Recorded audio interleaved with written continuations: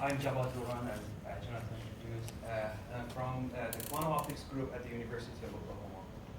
And before I start, I have to thank Matthew, Holtfrerich, and Dr. Alberto Marino as my advisor.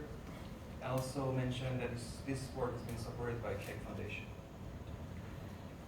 Here we want to study the interaction between the quantum states of the light and plasmonic structures. And as an application, as a practical application of quantum states of the light in plasmonic sensors. By the quantum states of the light here, we mean the twin beams and entanglement, and by plasmonic structures and plasmons, surface plasmons, in particular, we mean plasmonic sensors, which are currently and widely being used in chemical and biochemical sensing and measurements, in which light is being used to probe these sensors. But when the coherent state of light is being used, their sensitivity are limited to the shot noise or standard quantum limit. But the question here is, can we use, and if we use quantum states of the light like twin beams and entangled states, can plasmonic structures maintain the quantum properties or not? And here we're going to study this. And our experimental setup to measure and study these means is composed of three parts. The first part is the generation of the entangled images and the quantum states of light. And the second stage would be letting them pass through the plasmonic structures, and finally characterizing and measuring how much quantum properties we have in our system with and without the plasmonic structures. The twin beams are being generated in our setup via a four-way mixing process, which is in a double lambda configuration in D1 lines of rubidium-85 atoms. And in this process, we will have two photons we call them pumped, interacting with rubidium atoms, and they allow the transition of two other photons at the lower and higher frequency. We call them probe and conjugate, and they're 3 gigahertz away from the pumped photon frequency. If there exists any photon at the frequency of either probe or conjugate, we will have bright twin beams generated, and we call them bright twin beams. And if we don't have, and this process is being generated because of the stimulated emission of air photons. But if there doesn't exist any photon at these frequencies, so this process of generation of air photons will be grown out of this continuous emission, so it will be vacuum treated. So the experimental part for the generation would be by using a titanium sapphire laser at 795 nanometer, and we use a portion of it as a pumped photons beam, and a portion of it sending to the acousto-optical modulator to downshift the frequency by 3 gigahertz, and then send them both to the rubidium atom cell, and then generating the entangled conjugate photons. Also, because we are interested to study the entangled images, we use a digital light processor to generate entangled images of the University of Oklahoma here. This is the image, the logo here. So we have used as an image to study as the entangled images generated at the output of the four-way mixing process. Now we have generated the entangled images. Now we let them pass through the plasmonic structures. But what are the plasmons? When the incident electromagnetic field interacts with the surface, with the interface of a metallic layer between two dielectric materials, so we will have electron modes excited at the interface.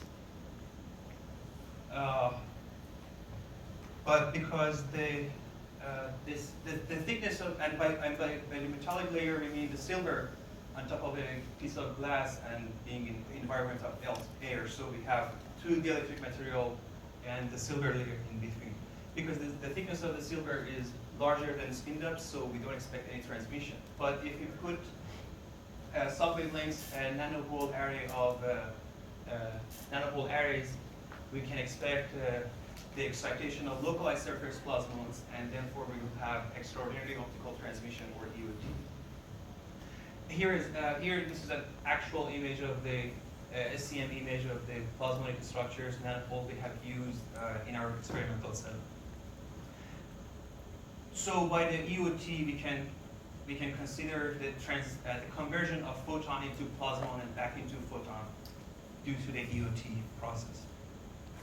We can use numerical methods to solve Maxwell equation in the 3 medium, and here we have used COMSOL to simulate the electric field distribution and excitation of the plasmon. So you can see here we have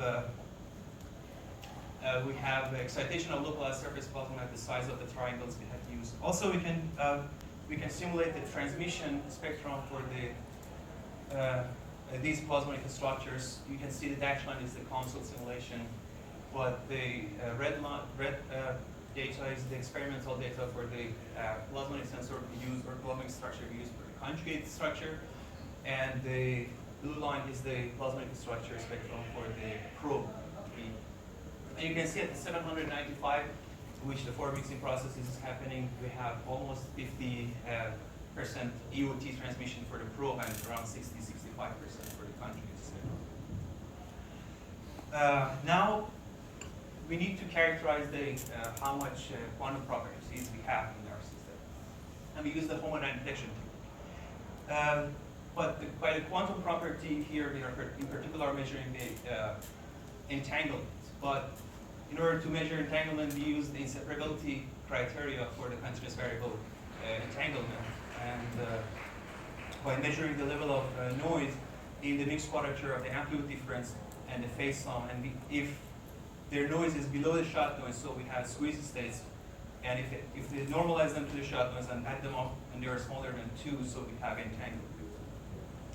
In order to do the homodynamic detection, we need the localized state first. So we duplicate the forward mixing process and generate the local oscillator out of the same process that we're going to characterize. With the local oscillator, we do two purposes. I mean, it acts as for the two purposes. One of them is to accessing the amplitude and phase quadratures of the 3D. And the second purpose is to selecting the spatial mode we are interested in to measure. And in order to select this mode, we need to mode match the signal with the local oscillator, which is the OU logo as the image, as the entangled image. So the mode matching without the plasmonic sensor was 97%, and with the plasmonic sensor was 94%, which is kind of indication of the spatial properties of the images has been maintained by passing through these plasmonic structures. By scanning the phase of the local oscillator, so we can measure the noise in the quadratures, therefore we can measure the entanglement. And these are the results. And you can see as we scan the phase of the local oscillator synchronously, we can measure the level of noise in the quadratures, and you can see 0 is the shot noise limit, or is the shot noise or standard quantum limit. And when we go below that limit, so we have squeezing, and we can measure the level of squeezing here. Without the plasmonic structures, we have 1.05 inseparability, and without the plasmonic structure, we have 1.55. It means it's an indication that still we have quantum properties and entanglement by having the plasmonic structures. Though it's smaller due to the losses by the EOT process, but still we have entanglement. Also, we can compare the spatial profiles of the images without the plasmonic structure with the case of having the plasmonic structures. And we can see as a second indication, but the other one was the mode matching, that the spatial properties have been maintained. Also, the quantum properties is surviving. And we can conclude the interaction between photons and plasmons has a coherent nature, and they are not going to destroy the quantum properties. So in future, we can use COMSOL to simulate more different geometries and different dimensions and find the optimum dimension and geometry for the best EOT we can have. And ultimately, at the end of the day, we can use quantum properties to enhance the sensitivity of plasmonic sensors. Thank you.